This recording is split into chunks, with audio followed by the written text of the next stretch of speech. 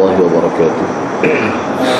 الحمد لله رب العالمين والصلاة والسلام على أشرف الأنبياء والمرسلين نحمده ونستعين ونستغفره فإن أصدق الحديث كتاب الله وخير الهدي هدي محمد صلى الله عليه وسلم وشر الأمور محدثاتها وكل محدثة بدعة وكل بدعة ضلالة وكل ضلالة في النار. وقال رب اشرح لي صدري ويسر لي أمري واحلل عقدة من لساني يفقه قولي. Alhamdulillah, bersyukur kepada Allah Subhanahu Wa Taala kerana dapat bersama pada pagi ini.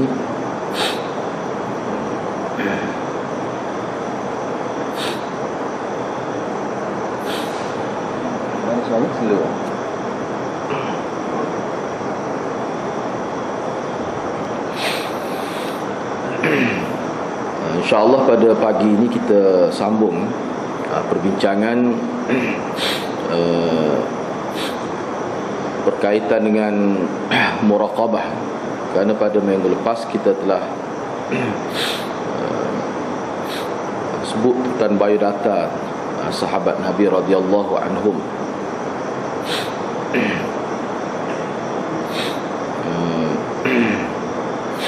Hadis 61.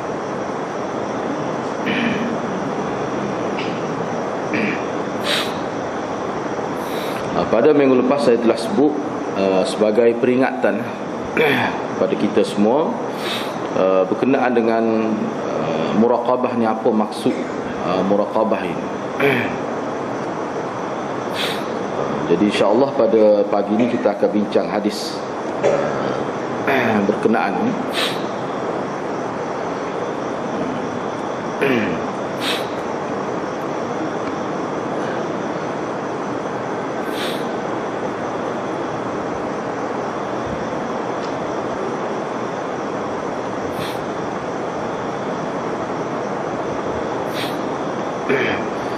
Jadi untuk makluman hadirin dan hadirat juga, untuk pengajian kitab Riyadhus Salihin ini ada satu kitab yang ringkas lah, yang mudah, iaitu Nuzhatul Muttaqin. Ini asalnya ada diterjemah dalam bahasa Arab. Jadi Nuzhatul Muttaqin ini mudah kitab ni sebab dia ringkas saja, tak ada huraian panjang. Dia kemukakan hadis, terjemahan hadis, kemudian terus dia buat kesimpulan. Jadi mudahlah. Kerana kesimpulan itu merupakan intipati kepada hadis. Jadi lebih mudah, lebih mudah.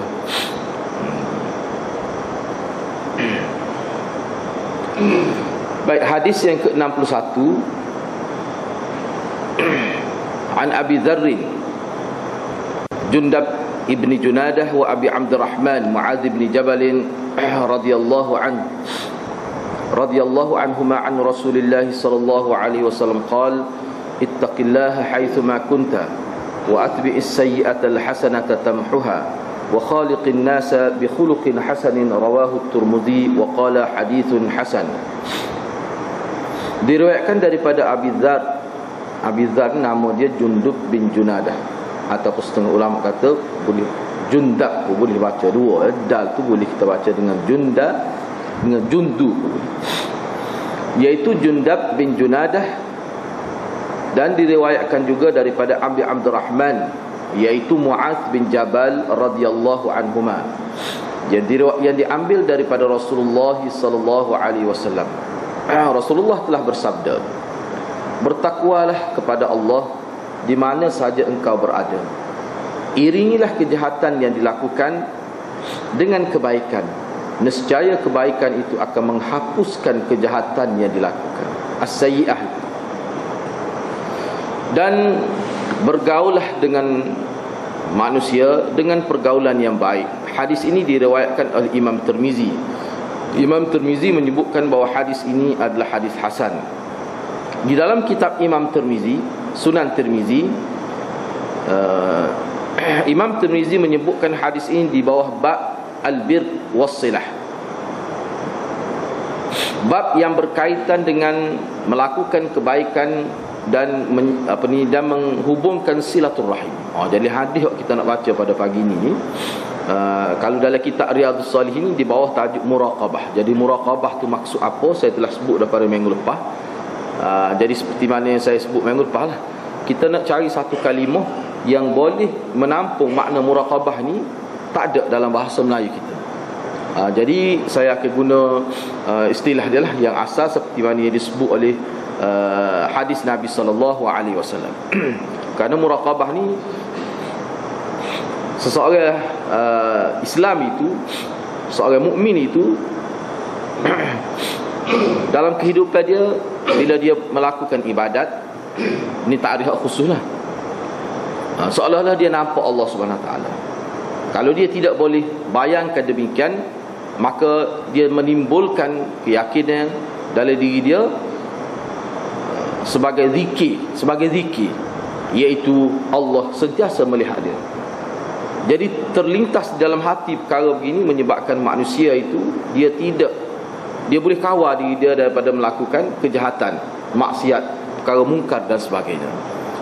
Dan saya guna sebagai perbandingan pada minggu lepas, kalau untuk memudahkan kita faham, seperti sekarang dengan CCTV, walaupun bos tu tak ada, majikan tu tak ada, tapi bila ada CCTV tu, kadang-kadang CCTV tak sama pun dengan TV tu. Dia buh bateri je. Dia buh bateri, jadi menapuk lah nyala tu, jadi orang beringat. Jadi dia terbayar dalam minda dia, mana ada pihak yang sedang memerhatikan dia, maka dia akan cubalah mengkualitikan hidup dia tu. Itu tujuan. Bukan nak tengok kesalahan orang sangat, tapi nak supaya orang ni berwaspada, beringat masa duduk jabat tu jangan duduk main game, jangan duduk main Facebook. Mana biar kerja tu, maknanya maksimalkan waktu bekerja itu. Baik. Dalam hadis ini beberapa perkara, jadi kita akan bincang dalam kesimpulan hadis.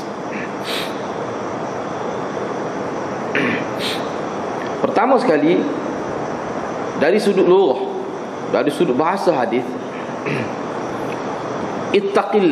ittaqillaha haitsu ma kunta. Ittaqullah tu apa makna? Ni saya sebut secara ringkas lah, kerana kita ni masalah bertakwa kepada Allah ni, nana hari kita jumpa, kalau mari masjid kat mesti ada sebut bertakwa kepada Allah ni sebagai peringatan semula kepada kita, dengan erti bila Nabi sebut ittaqillah dengan fi'il amar, dengan ayat yang menunjukkan perintah itu, ia bermaksud ij'al bainaka wa bainallahi iqabaqallah wiqayatan. Kamu jadikan, letakkan di antara engkau dan di antara iqab Allah itu. Maknanya biarlah kita ni ingat semua kepada balasan Allah SWT, azab Allah, biar ingat.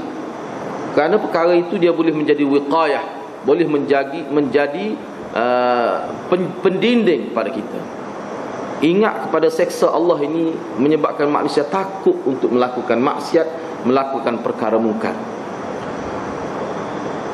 Jadi maksud meletakkan di antara kita, mana meletakkan di hadapan kita, atau dengan bahasa yang lebih ringkas, mana sentiasa ingat kepada azab Allah Subhanahu Wa Taala ini dengan cara secara praktikal. Hak ni teori. Ingatlah kepada Allah dengan cara apa? Buktikan ingat itu dengan cara melakukan segala titah perintah Allah dan meninggalkan segala larangan Allah Subhanahu Wa Taala. Itu maksudnya. Ni dalam istilah setengah-setengah ulama, dia kata perintah Allah ni ada dua, perintah syariat ni ada dua. Dia panggil al-amru bil fi'li wal amru bit tarki. Perintah Allah ada dalam bentuk kita kena lakukan, misalnya sembahyang, puasa, zakat. Ini perintah yang kita kena buat. Tak boleh niat saja, tak jadi. Seperti yang saya sebut sebelum ni, ada satu ajaran salah tu tak jauh dia kebahagiaan ya. Dia sampai satu peringkat dia tak semaya. Jadi bila saya tanya sendiri, kebetulan bertemu dengan buat dia, apa tak semaya? Dia kata kita ni sudah sampai ke satu peringkat, maknanya tak perlu semaya. Dia berdalilkan dengan ayat Allah lah, wa'bud rabbaka hatta ya'tiyakal yaqin. Hak tu lah, pakai Indonesia mana pun guna dalil tu lah. Sembahlah Tuhan engkau sehingga datang keyakinan. Maknanya bila kita sembah Allah, mari maqam yakin, dia panggil maqam yakin. Maka pada ketika itu kita sudah melepasi batasan perintah Allah maka kita sudah tidak terikat dengan hukum perintah itu, maka tak payah semaya. Kerja dia berzikir gitu lah, berzikir malam, berzikir pukul 3 sampai subuh, payah dah. Ni ada puak dia ni setahun sekali, setahun sekali ni sebulan dia ambil. Maknanya dalam 12 bulan tu, sebulan tu dia pakai putih lah kau dia. Piyah putih, baju putih, kain putih, seluar putih, kasut putih lagi. Dia tak maya tapi berzikir kuat dia. Ni ajaran salah. Ni ajaran salah. Satu lagi, al-amru bit-tarki, perintah Allah supaya kita meninggalkan larangan Allah. Benda ni kena berlaku serentak. Dalam masa kita melakukan ketaatan kepada Allah, dalam masa yang sama kita kena meninggalkan larangan Allah Subhanahu Wa Taala. Barulah hidup kita tu jadi seimbang. Dan itu adalah satu pentafsiran kepada wasatiyah, keseimbangan itu, kesederhanaan itu.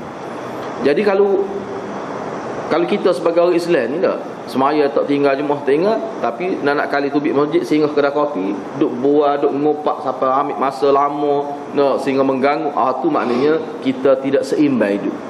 Makna kita sama naik melakukan ketaatan dan kemaksiatan, itu tidak seimbang. Contoh umat yang seimbang adalah dia aktif dalam melakukan perintah Allah dan juga dia aktif mengawal diri dia supaya tidak melakukan maksiat kepada Allah. Itu umat Islam yang wasatiyah, yang sederhana, yang disebut sebagai perbuatan yang bersifat kebajikan. Lagu tu cara dia. Maknanya benda tu kena berlaku serentak. Sebab tu dalam setengah-setengah hadis disebut melaksanakan titah perintah Allah ni mesti kita buat semaksimal mungkin, mastata', sekadar, maknanya seupaya kita. Setakat kita boleh buat, kita buat benda hak Tuhan suruh. Sebab kita tak boleh buat semua. Sebab Tuhan suruh ni banyak daripada masuk bilik air, ada perintah Allah Subhanahu Wa Taala. Cara lagu mana? Itu dalam bentuk perintah. Kena baca doa, masuk kaki kanan, masuk kaki kiri, tubik kaki kanan misalnya tak. Baik. Sampai ke pemerintah negeri, sampai kepada bab pemerintah. Apakah seorang manusia boleh buat semua? Tak boleh. Nabi yang boleh buat. Manusia tak boleh nak buat. Kalau dia nak buat pun tak jadi. Lepas tu kalau dia boleh buat pun tak boleh buat semua. Dia tak boleh nak buat lah. Dengan mengajar lagi kita kata dok. Semua ajaran-ajaran Islam daripada sekecil-kecil sampai sebesar-besar, dia nak buat semua. Tak mungkin dia boleh buat. Sebab bidang kuasa manusia ni sangat terbatas. Ruang kehidupan dia tu lah. Maknanya dalam bab kebaikan, buat perintah Allah, melaksanakan perintah Allah ni digunakan istilah buatlah sedaya mungkin. Tetapi kalau dalam skop larangan, tak ada bahasa syariat menyebutkan tinggallah apa yang Allah larang sekadar yang kamu mampu. Tak ada istilah gitu. Kalau untuk bab maksiat, bab kemungkaran, memang dia kena tinggal. Sebab itulah ulama menyebutkan bahawa setiap benda yang Allah larang ni termasuk benda yang kena tinggal dan memang manusia mampu. Tetapi kalau melibatkan perintah Allah, manusia tidak mampu melakukan semuanya. Kerana apa? Kerana bidang kehidupan dia tu kadang-kadang tak sampai ke peringkat tu. Misalnya seperti saya sendiri. Kita kata bukan dalam bidang politik, bukan dalam pemerintahan. Jadi banyaklah anjuran-anjuran agama, kelebihan-kelebihan agama yang berkait dengan pemerintahan, kita tak terlibat. Jadi kita tak boleh nak buat tu, sedangkan hak tu jadi makna orang yang terlibat ialah boleh buat kan. Pemimpin dia tidak mengajar, jadi dia tak terlibat dengan mengajar ni nak. Maknanya dengan penyebaran ilmu. Tapi bidang dia tu maknanya dalam bidang lain. Jadi nak buat semua, nak meretah lagi, nak mengajar lagi, tak ada. Tak sempat lah manusia. Dengan masa manusia tu dia tak sempat. Pertama-tama dalam kehidupan sekarang yang lebih mencabar, hambatan hidup yang begitu banyak. Tapi maknanya kita ni sebagai apa? Profession kita, kedudukan kita, lapangan perjuangan hidup kita ni dalam bidang apa, skopnya macam mana, setakat tu kita buat. Mesti ada semua kaitan dengan agama belaka. Buat setakat yang kita mampu. Tapi kalau dalam bab kemungkaran hadirat, tak boleh. Dia memang tak boleh buat. Tak ada ruang untuk kita buat. Hak tu tidak digunakan istilah tinggallah maksiat itu sekadar yang kamu mampu. Tak ada istilah lagu tu. Oh, hak tu memang kena tinggal. Memang manusia boleh tak buat tu. Dalam hadis ni juga sebut ittaqillaha haitsu ma kunta, bertakwalah kepada Allah di mana saja kamu berada. Ni. Bertakwalah kepada Allah di mana saja kamu berada. Sini dua perkara kita perlu faham, bahawa untuk melakukan ibadat kepada Allah di mana saja pun boleh buat. Tetap kita ni taklif, dianggap sebagai taklif, yakni kita mana terikat dengan hukum perintah dan hukum larangan Allah SWT di mana saja kita berada. Di sini Nabi SAW mengisyaratkan kepada kita bahawa ibadat-ibadat ni bukan di masjid saja. Bukan di masjid saja. Ibadat ini bukan berkait dengan bulan Ramadan saja, tidak. Ibadat ini bukan berkait dengan apabila kita berada di atas sajadah saja, tidak. Ibadat ni bukan ketika kita berada dalam keadaan kita berpakaian dengan pakaian suit Melayu kita, ataupun pakai kain pelekat, tidak. Dalam apa keadaan pun tetap ada perintah Allah SWT untuk kita melakukan ibadat. Tak kira lah dalam keadaan macam mana, sehingga kita menjadi pekerja, kita menjadi buruh dan sebagainya, tetap di situ ada keadaan kita, situasi kita, situasi sedang beribadat kepada Allah. Dan di mana saja kita berada, tetap kita terikat dengan hukum supaya tidak melakukan maksiat kepada Allah. Tetap ada. Misalnya kita kata larangan tidak boleh mengumpat, di mana-mana saja tak boleh mengumpat itu, tak boleh melihat perkara yang haram, tak boleh. Maknanya konsep ittaqullah ini dia adalah berkait dengan mengawal kehidupan kita, mengawal tingkah laku kita, mengawal aktiviti kita supaya selaras dengan perintah dan kehendak Allah Subhanahu Wa Taala.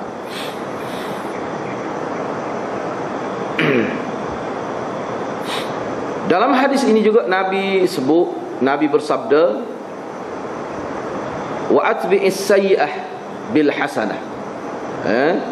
Wa atbi'is sayyi'ah bil hasanah. Bila seseorang itu melakukan sayyi'ah ni hadirat mana kesalahan-kesalahan kecil. Kesalahan bukan dosa besar. Ini kesalahan-kesalahan kecil. Khususnya ulama sebut kesalahan kita panggil benda-benda makruh, bukan kesalahan yang melibatkan kesalahan dengan manusia, tidak. Hal ni dia boleh hilang dengan kebaikan-kebaikan yang kita lakukan. Misalnya kita minum air kedai kopi lah, kita sebagai contoh untuk mudah kita faham. Saya ambil contoh mudah kita faham. Jadi bila kita duduk kedai kopi minum air itu sampai 2 jam. Air secawai. Itu sudah dikira. Ini saya ambil hukum yang paling minimal lah. Dosa kecil lah tu. Jadi dosa kecil tu sebanyak mana? Kena ingat hadirat. Kita belajar Riyadhus Salihin ni sebenarnya kita sedang mempelajari tariqah Nabi. Tarikat lah. Mempelajari hidup secara kesufian, cara Nabi SAW. Itu kalau kita nak guna istilah tu lah. Ini orang panggil kita nak menelusuri kehidupan Nabi secara praktikal. Hak Nabi ajar melalui kata-kata dan juga melalui perbuatan Nabi SAW. Jadi dalam kehidupan kita ni, setiap manusia ada melakukan kesalahan. Tak dapat tidak. Tak ada seorang pun manusia ni yang maksum, yang tak buat silap. Jadi kesilapan, kesalahan, hak kita panggil dosa tu lah. Dia ada dosa kecil, dia ada dosa besar. Dalam istilah agama dia ambil kabair dan sagair. Dosa besar, kabair, dosa kecil, sagair. Baik, hak kabair ni mana kesalahan-kesalahan besar, hak ni dia terikat dengan satu prosedur yang khusus untuk bertaubat. Bila kita nak bertaubat, dia ada syarat-syarat, dia ada kaedah dia. Misalnya dia kepak kan rukun taubat itu, apa dia? Menyesali kesalahan, lepas tu nekat tidak mahu melakukan kesalahan, lepas tu meninggalkan punca kesalahan. Lepas tu yang keempatnya mengembalikan, lepas tu kena mengembalikan maruah orang, mengembalikan harta orang yang ambil itu syarat baru boleh taubat, baru Allah terima. Yang mana yang ketiga tadi, dia melibatkan kesalahan kita dengan manusia. Kalau kita dengan Allah Subhanahu Wa Taala, cukup kita menyesali, insaf kita panggil. Dan kita, yang pertama, yang kedua, azam untuk tidak melakukan lagi kesalahan. Yang ketiga, kita menjauhkan punca kita buat salah tu apa punca dia. Tiga tu cukup untuk rukun taubat sekiranya kesalahan kita tu berkait dengan Allah Subhanahu Wa Taala. Tapi kalau kesalahan kita tu dengan makhluk, kena tambah besar lagi, iaitu kita kena selesaikan dulu masalah kita dengan manusia tu. Jadi kalau kita fitnah dia, kita kena pergi minta maaf dengan dia, baru Allah beri keampunan kepada kita. Kita fitnah dia dalam Facebook dah, SMS rata orang tahu lakon, siap gambar-gambar video nah. Kita fitnah dia, kita rosakkan nama baik dia. Lepas tu kita duk taubat, duk jerit nak malam jerit baca Quran, habis sekali seminggu baca Quran, nak taubat. Tu tak terima dia. Sebab kesalahan kita tu dengan orang, kena pergi minta maaf dan kena bersihkan nama dia. Kalau melibatkan kita ambil harta dia dengan cara tidak benar, wajib kita pulangkan harta dia. Baru boleh taubat. Ni duk main ngatik di masjid, harta orang tak siwi. Misalnya tak jadi. Tuhan tak terima. Hak ni kesalahan besar. Jadi yang dimaksudkan dalam hadis Nabi, wa atbi'is sayyi'ah al-hasanah tamhuha ni, iringilah kesalahan yang dilakukan itu dengan kebaikan. Boleh ditafsirkan dua lah. Yang pertama, secara umumnya kesalahan sayyi'ah ni kesalahan kecil. Sebab kesalahan kecil ni sebenarnya dia lebih banyak daripada kesalahan besar. Sebab kesalahan kecil ni manusia tidak berasa salah. Dia membazir masa, dia tak niat pun nak bazir masa tu, tapi jadi sendiri. Dia bercakap tidak niat nak menyakiti orang, tapi ada orang terasa, ada orang sakit hati. Itu kesalahan kecil tu. Kesalahan kecil tu dikira tu. Klik di rumah, bini tegur, dia tak jawab masa tu, pun kesalahan kecil dah, makruh tu. Dia serabut buruk, ada masalah jawab tu. Lepas tu dah dia mandi, minum air kat molek pun tak keceknya.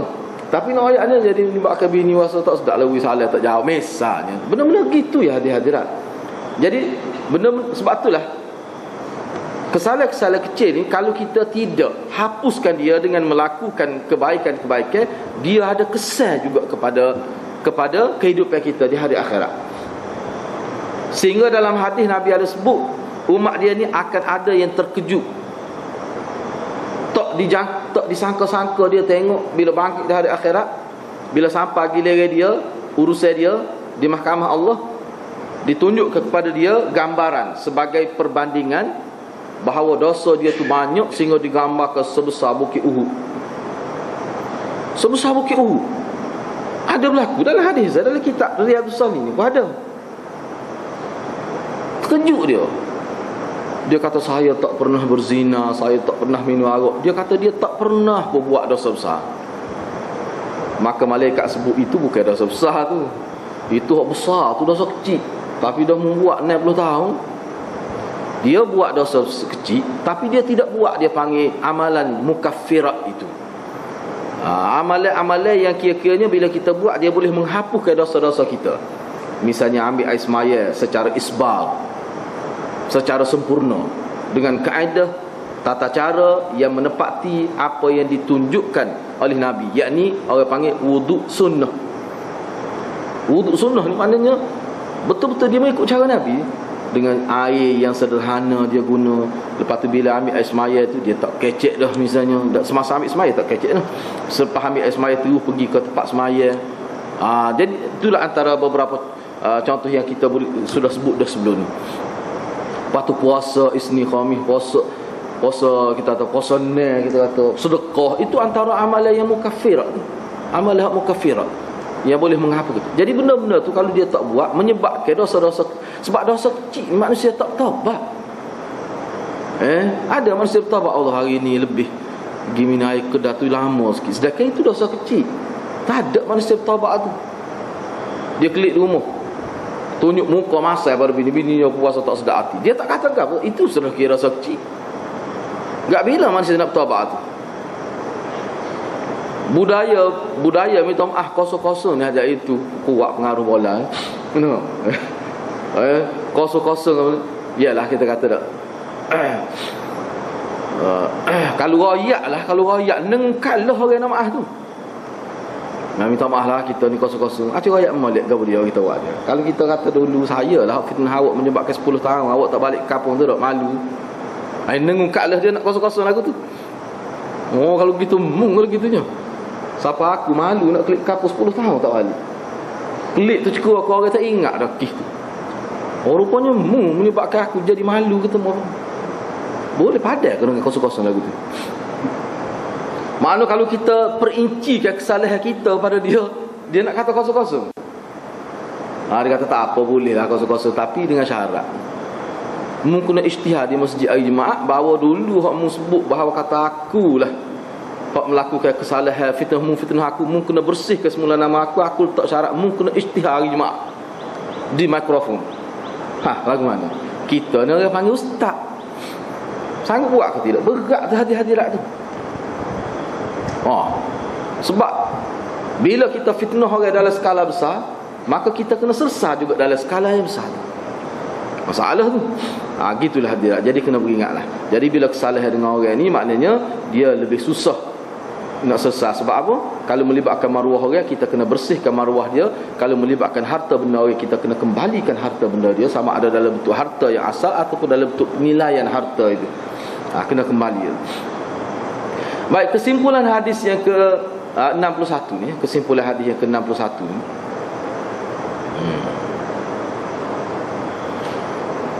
Yang pertama, melalui hadis ini kita dapat memetik beberapa kesimpulan untuk pedoman kita sebagai bimbingan hidup kita. Yang pertama, kebaikan yang kita lakukan selain daripada boleh menimbulkan hubungan silaturahim, mengeratkan hubungan silaturahim, boleh menyebabkan jadi wujud suasana yang harmoni.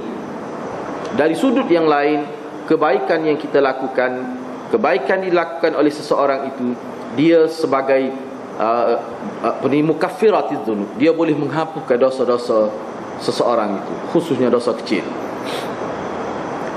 Hapus tu apa maksud? Hapus tu maksudnya Allah Subhanahu Wa Taala mengarahkan malaikat Raqib dan Atid tu, ataupun malaikat hafazah tu, yang kerja dia mencatat amalan kita. Memang setiap manusia ni Allah tugaskan malaikat yang mencatat amalan baik dan buruk manusia. Jadi Allah perintah ke dia supaya dia sapu semula, delete lah. Dia delete amalan keburukan kita dalam buku catatan itu. Itu maksudnya menghapus kejahatan. Jadi bila hapus tu di hari akhirat tidak ditimbang sebagai kejahatan. Itu maksud dia di mahkamah Allah Subhanahu Wa Taala. Namun ada juga ulama menyebutkan bahawa maksud bila seseorang melakukan kebaikan itu menghapuskan kejahatan, ada juga ulama berpendapat ini bermaksud yang Nabi sebut dalam hadis ni, maknanya bila kita buat kebaikan maka Allah tidak kira, Allah tak kira kejahatan yang kita buat tu, Allah tidak kira sebagai jahat. Ni hak dosa-dosa kecil. Di sini pendapat ini dia menimbulkan kemusykilan. Kalau kita kata bila kita buat kebaikan maka Allah tak kira kejahatan yang kita buat ni, Allah kata biarlah. Sebab apa? Allah nak ra'i kebaikan yang kita buat. Sebab kita lah dia kadang-kadang sebab kata ayah kita, sebab ayah kita dengan mak kita ni orang yang paling baik dengan kita. Dalam setiap manusia ni orang yang paling berjasa kepada dia adalah ibu bapa dia lah. Kadang-kadang ibu bapa kita buat silap, lah. Kadang-kadang dia kecek kita berasa hati, kita tak ambil kira pun. Sebab apa? Allah bo dia kata gitu. Kok dia jauh kita jak kecil lagi tu lagu mana? Jadi kebaikan dia tu menutup keburukan yang dia buat. Kita ada ayah dengan itu ni buat melakukan benda yang tidak molek pada anak dia, tapi anak yang cerdik ni biarlah, dia kata menggopok kita juga. Kita apa? Sebab kita ingat kebaikan dia. Jadi kebaikan dia tu kita sanggup pejam mata dia buat tak molek kita apa? Sebab kebaikan dia buat tu sebenarnya lebih banyak lagi. Jadi dalam konteks tu lah juga Allah pun dia tengok hamba dia buat baik, Allah pun mudah. Ni rahmat Allah kepada kita. Jadi Allah ni bukan jenis payah basa lah hati-hati lah. Dia sangat kasihan belah pada kita. Bila kita buat baik, dia terima kebaikan kita, dia dihapus kejahatan yang kita buat. Itulah Allah SWT. Biar kita kenal Allah ni bagaimana cara dia bermuamalat dengan manusia. Ini Nabi nak ayat kita ni, setahu tu lah Allah SWT dengan kita ni. Seterusnya,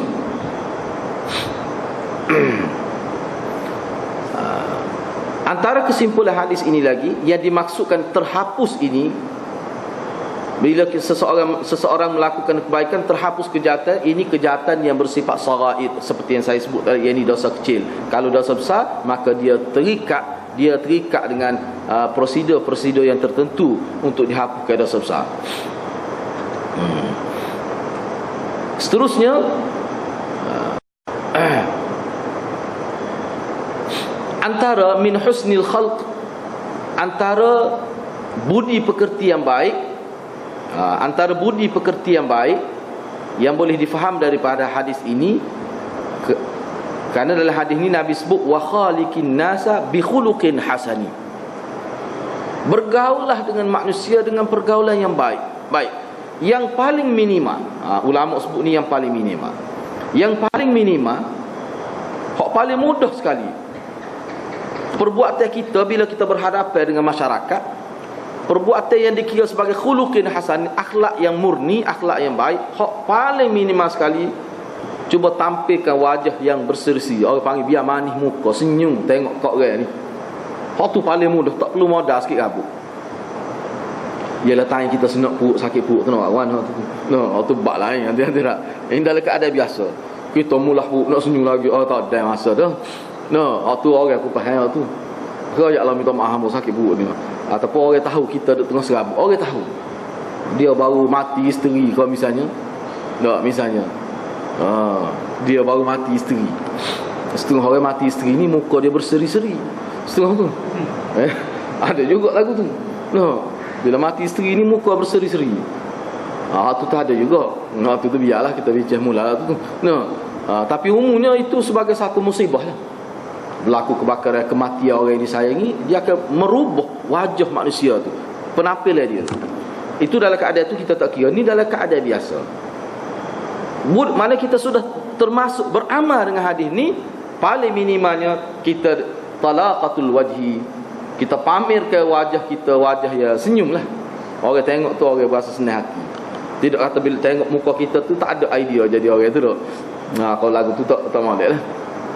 Paling tidak apa tu dia. Semua orang boleh buat. Orang kaya pun boleh buat, orang miskin pun boleh buat. Sebab dia tak guna modal. Kemudian ulama sebut lagi, antara yang tidak perlu menggunakan modal juga untuk maksud khuluqin hasanin bi khaliqin nasa bi khuluqin hasanin, iaitu kalau kita tak boleh nak buat kebaikan kepada orang, jangan kita buat kejahatan kepada orang. Kita tak boleh nak buat baik, nak sedekah tak ada duit, nak tolong dia kita pun masa tak cukup, misalnya nak tolong dia, nak gini-gini, nak urus dia dah. Kita beri sokongan moral, dan kita jangan buat keburukan kepada dia, jangan menyakiti dia. Jaga tu tak apa dah, termasuk dah khuluqin hasan. Boleh dah dengan maksud beramal dengan hadis, boleh dah. Termasuk beramal dengan hadis ni dah. Naik ke satu peringkat lagi, maknanya kita melakukan kebaikan kepada orang. Ni kita buat. Tadi tak buat, cuma sekat tidak buat jahat pada orang. Naik satu peringkat, buat baik pada orang. Ma'ruf, sama ada bersedekah, menyelesaikan masalah dia, termasuk belaka dalam ma'ruf belaka. Memberi sokongan moral, memberi idea, memberi pandangan, itu termasuk dalam bazlul ma'ruf. Misalnya dia berniaga, kita ni ahli perniagaan misalnya, bidang kita ni bidang kaunseling, kita ni kaunselor yang hebat. Orang lagi minta khidmat kaunseling ni bayar, kena bayar. Tak, kita kaunseling dia secara percuma. Awak tak boleh buat gini, kita pun ayak dia pun jadi dia pun faham, menyebabkan dia boleh guna tu sebagai satu garis panduan dia, guideline dia untuk dia berniaga, untuk dia berurusan dengan anak dia. Ikutlah apa saja, tak habis modal juga, cuma kita habis waktu, habis masa, dan kita untuk kita berbicara dengan dia. Hak tu dia panggil ma'ruf. Tak semesti duit hadirat. Kita kata ginilah, kalau tak ada duit, misalnya anak dia nak masuk universiti, kita nak bagi duit, kita tak ada, ginilah, saya boleh bawa jumpa saya tu dia kaya misalnya. Kita pergi bawa dia jumpa orang kaya. Jadi kita orang dia ni orang miskin gini, mana kita tolong perkenalkan. Bukan duit kita pun, cuma habis masa lah sikitnya. Dia boleh duit dengan orang kaya tu, tapi melalui kita. Hak tu juga termasuk bazlul ma'ruf. Mana kita mengorbankan masa untuk melakukan kebaikan. Satu perkara lagi. Ini satu perkara lagi. Ya, orang kita tidak beri tumpuan, tapi benda ni ada dalam hadis Nabi. Mana kita termasuk dalam perkara ma'ruf hadirat, kita melakukan sesuatu yang orang suka, yang boleh menyenangkan hati orang. Bukan kerana nak lobby, bukan kerana nak ambil kesempatan dia. Tidak maksud gitu. Ada setengah-setengah saing kita, kawan-kawan kita ni, dia angin tohor misalnya. Angin tohor, Kelantan kata angin tohor. Mana kalau kita puji dia sikit lah, bukan banyak sangat, puji sikit tak apa dah, kita hargai dia. Setengah orang pada situ. Allah kata, haya kat kalau jumpa awak lah, bahasa tenang, bahasa legah lah. Setengah orang tu dia jenis hang itu. Kalau tak puji dia jadi masalah sikit. Kalau puji dia masalah lain. Ataupun kita buat sesuatu yang menyukakan dia. Jadi buat sesuatu yang menyukakan orang ni, benda tu tidak sama dia. Ada setengah orang kita buat gini, dia suka. Ada setengah orang kita buat, jadi benda tu benda yang tidak sama mengikut manusia lah. Kita kalau kita buat tu, sebenarnya kita boleh pahala, termasuk dalam ma'ruf. Ada hadis. Bukan kerana nak lobby, bukan kerana kita maksud ada udai di sebalik batu. Tak ada, ikhlas kepada Allah Subhanahu Wa Taala. Itulah beberapa perkara berkaitan dengan hadis.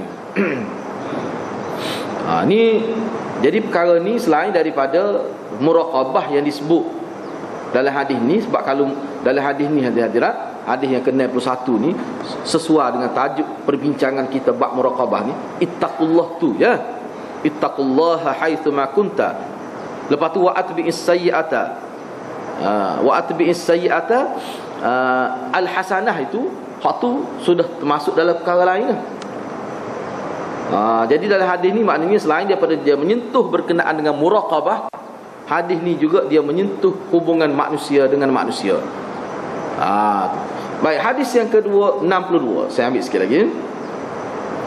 An Ibn Abbas radhiyallahu anhuma qala kuntu khalfan nabiy sallallahu alaihi wasallam yawman faqala ya ghulam inni uallimuka kalimatin ihfazillaha yahfazka ihfazillaha tajidhu tujahak idza sa'alta fas'alillaha wa idza ista'anta fasta'in billah wa'lam anna al-ummah law ijtama'at ala an yanfa'uka bi shay'in lam yanfa'uka illa bi shay'in qad katabahu Allahu lak wa in ijtama'u ala an yadurruka bi shay'in lam yadurruka illa bi shay'in qad katabahu Allahu 'alaik rufi'atil aqlam wa jaffatis suhuf rawahu at-Tirmidzi wa qala hadithun hasanun sahih wa fi riwayati ghairi at-Tirmidzi ihfazillaha tajidhu amamak ta'arraf ila Allah fi ar-rakha ya'rifka fi ash-shiddah wa'lam anna ma akhta'aka lam yakun liyusibak wa ma asabaka lam yakun liyukhti'ak wa'lam anna an-nasra ma'as sabri wa anna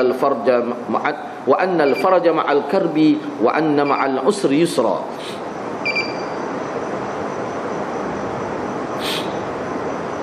Diriwayatkan daripada Ibnu Abbas. Ibnu Abbas ni nama dia Abdullah. Diriwayatkan daripada anak Abbas, nama dia Abdullah, sepupu Rasulullah sallallahu alaihi wasallam radhiyallahu anhuma. Mudah-mudahan Allah meredai mereka berdua. Kata Abdullah, yakni Ibnu Abbas, pernah saya berbonceng, mana dia naik unta bersama Nabi. Ni.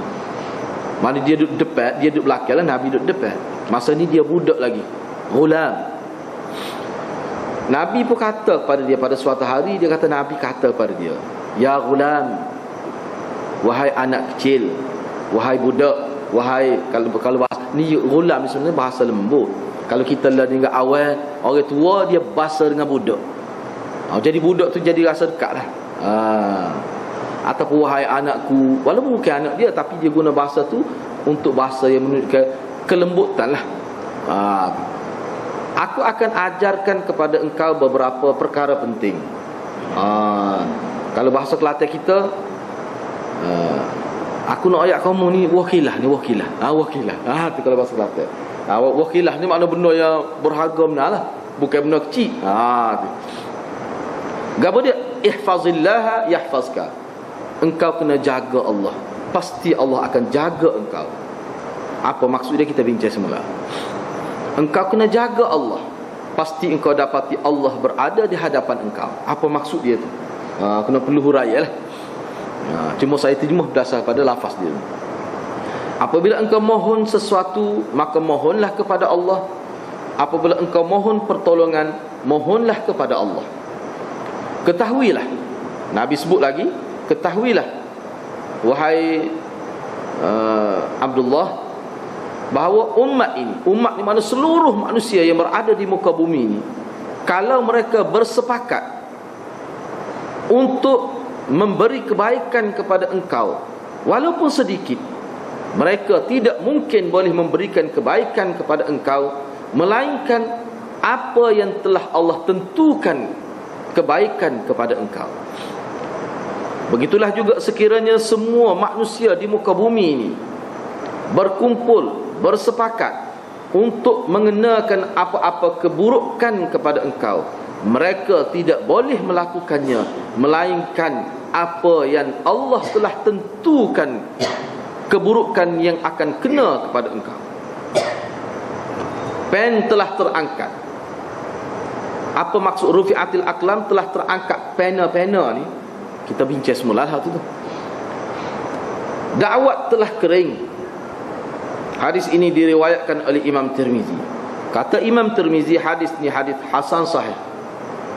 Hasan dari satu tarik dan sahih dari satu tarik yang lain.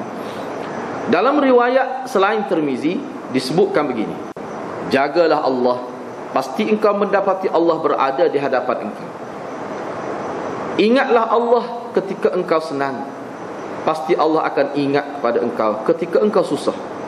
Ketahuilah bahawa apa yang tersasar kepada engkau itu bukan lam yakun liyusibak, itu bukan musibah yang hendak dikenakan kepada engkau. Dan wama asabaka, dan musibah yang menimpa engkau, perkara itu tidaklah perkara itu memang sudah ditakdirkan untuk engkau. Itu saya terjemah mafhum. Ketahuilah bahawa pertolongan itu bersama dengan kesabaran, dan kelepasan daripada masalah itu dia bersama dengan kesusahan, kesempitan. Sesungguhnya susah itu, bersama susah itu ada kesenangan. Ini hadis ni juga termasuk di bawah bab muraqabah. InsyaAllah hadir hadis ni, kerana hadis ni panjang, InsyaAllah kita akan bincang semula. InsyaAllah minggu hadapan kita akan bincang hadis ni.